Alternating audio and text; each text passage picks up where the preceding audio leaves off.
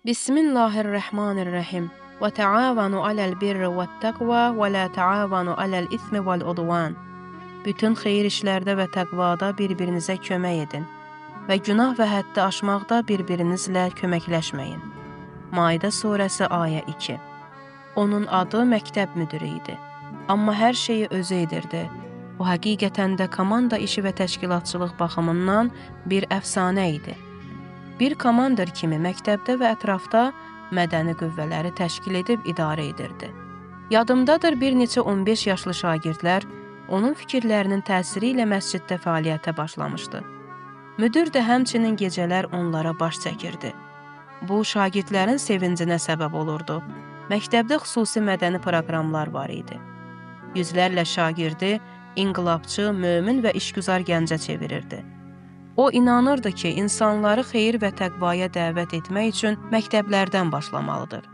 Mədəni fəaliyyəti bacaran inqilabçı dostlarına deyirdi: "Gəlin məktəblərdə fəaliyyət göstərin.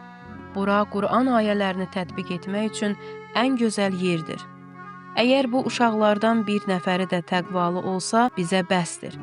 Əgər bir nəfəri günahdan uzaqlaşdırmağı bacarsaq, biz qalibik." Yaxşı oxuyan şagirdlərindən biri diplom aldıqdan sonra xüsusi bir işə başlamaq istəyirdi. Lakin o, saatlarla həmin şagirdin evinin qarşısında gözləyib onunla danışaraq onu təhsil və tərbiyə sahəsinə yönəltdi. Ona dedi: "Əgər müəllim olsan, yüzlərlə insanı özün kimi tərbiyə edə və yüzlərlə insanı günahdan çəkindirə bilərsən." Hekayənin əsl qəhrəmanı olan Seyyid Mahmud İftixari bizim dövrümüzün istedadlı şəxsiyyətlərindən biri idi. Mən inanıram ki, o öz dövründən çox irəlidə idi və inqilabın, İslamın gələcəyi üçün kadrlar yetişdirirdi.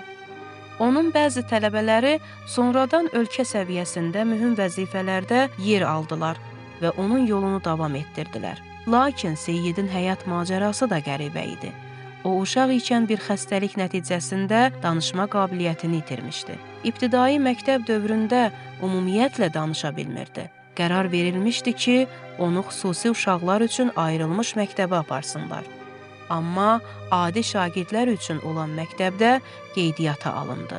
Yazılı dərslərdə yüksək bacarıq göstərirdi, lakin şifahi dərslərdə dərsi ifadə etməkdə çətinlik çəkirdi. Anası onu məşhədə apardı və o, İmam Rıza əleyhissalama təvəssül etdi. İmam Rıza əleyhissalamın vasitəsilə şəfa taparaq danışma problemi aradan qalxdı.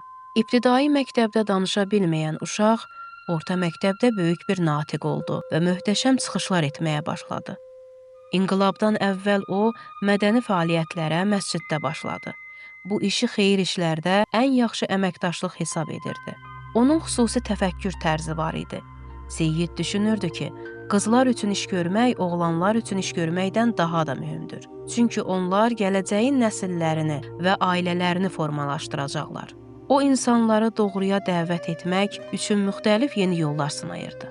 Qarşısındakı insanı sakitcə məntiqli səbəblər gətirərək razı salmağa çalışırdı. O, mədəni işlərlə məşğul olmaq üçün müəllimlik peşəsini seçdi. Halbuki, o bütün ixtisaslar üzrə universitet təhsilini davam etdirə bilərdi. İnqilabdan 2 il əvvəl o müəllim oldu və yüzlərlə şagirdi inqilabla və İmam Xomeyni ilə tanış etdi. İnqilab qələbə çaldıqdan sonra eyni anda 2 məktəbin müdiri oldu. Onun gördüyü ilk iş məktəbdə cəmaət namazı təşkil etmək idi. O, saatlarla bir şagirdlə məsləhətləşməyə vaxt ayırırdı və onun tərbiyəsinə böyük təsir edirdi. O, şagirdləri ilə söhbət edirdi, hamısı onu sevirdi. O, deyəndə ki, cəmaət namazı vaxtıdır, hamı iştirak edirdi. İş elə bir yerə çatdı ki, bütün həyət xalça ilə örtülürdü və bütün uşaqlar məktəbin cəmaət namazında iştirak edirdilər. Müəllimlərlə tək-tək söhbət edirdi. Azan səsi gələn kimi dərslər dayandırılır və hər kəs məktəbin həyətinə gəlirdi. O deyirdi: "Xeyirxah və təqva yolunda atılan ilk addım budur." Seyyid Mahmudun başqa bir xüsusiyyəti müxaliflər qarşısında səbirli olması və onları düzgün yola yönləndirməsi idi. İnqilab əleyhədarları və sistemə qarşı olan müəllimlər arasında inqilabi və imanlı qüvvələr yetişdirməyə çalışırdı. O, çətinliklər və problemlərlə mübarizə aparan bir insan idi. İcra işlərində həmişə çətinliklər olurdu, amma o təhdidlərdən yeni imkanlar yaratmağa çalışırdı. O, yatmaq və dincəlmək vaxtından keçirdi ki, problemləri yoluna qoysun və bəzi azmış insanları İslam və inqilabın məqsədləri ilə tanış etsin. Həftədə neçə gecə məktəbdə qalırdı. İnqilabın inkişafı üçün əziyyət çəkirdi və deyirdi: "Biz şəhidlərin qanına borcluyuq. Ona görə gərək daha çox təlaş edək." Bir işin düzgün olduğunu görəndə hər vəclə onu yerinə yetirirdi. Hətta bir iclasda bir nazir və bəzi vəzifəli şəxslərə belə əmr və məruf edirdi və deyirdi: "Gərək filan işi görməyəsiz." 1983-cü ilin sonlarında yenidən cəbhəyə yola düşdü. Xeybər əməliyyatında yüzlərlə şagirdi ilə birlikdə cəbhədə iştirak etdi. Bir güllə ona dəydi və onu dünyanın bütün çətinliklərindən ayıraraq mələklərlə birlikdə Allahın huzuruna qovuşdurdu.